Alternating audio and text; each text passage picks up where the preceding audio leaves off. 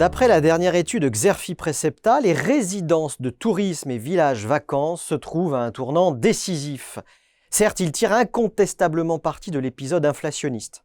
Les ménages au budget serré privilégient désormais les offres tout compris et les logements avec kitchenette, point fort du secteur.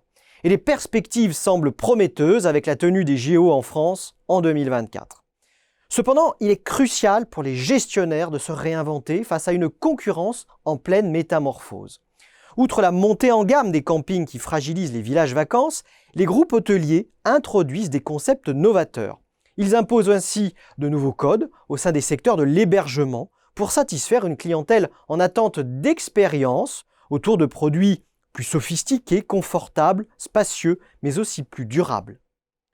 Dans ce contexte, où en sont les acteurs dans leur stratégie d'adaptation? À quelles évolutions du jeu concurrentiel faut-il s'attendre alors que Pierre et Vacances Center Park mise désormais sur la franchise? Et quelles sont les réelles perspectives du marché et des marges des opérateurs à l'horizon 2025? En réponse à ces questions, l'étude de nombreux cas par les experts de Xerfi a permis de révéler les principales stratégies mises en œuvre par les résidences de tourisme et villages de vacances afin de profondément renouveler leur offre. Plusieurs stratégies sont à l'œuvre. Première d'entre elles, la réorganisation de l'offre d'hébergement. L'heure est à l'accroissement du parc d'appart-hôtels en zone urbaine, à la multiplication des ouvertures en montagne et à l'essor des capacités d'accueil à l'étranger.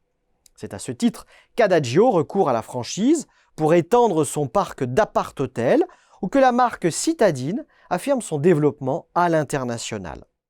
Deuxième stratégie, le verdissement de l'offre. S'appuyant sur des leviers tels que la décarbonation des séjours, le développement de logements verts ou la labellisation des parcs, les initiatives des gestionnaires se multiplient. La stratégie de Pierre et Vacances Center Park, pour se positionner en leader des vacances vertes, témoigne de cette logique, au même titre qu'Apart City, qui accélère la labellisation de son parc d'hébergement.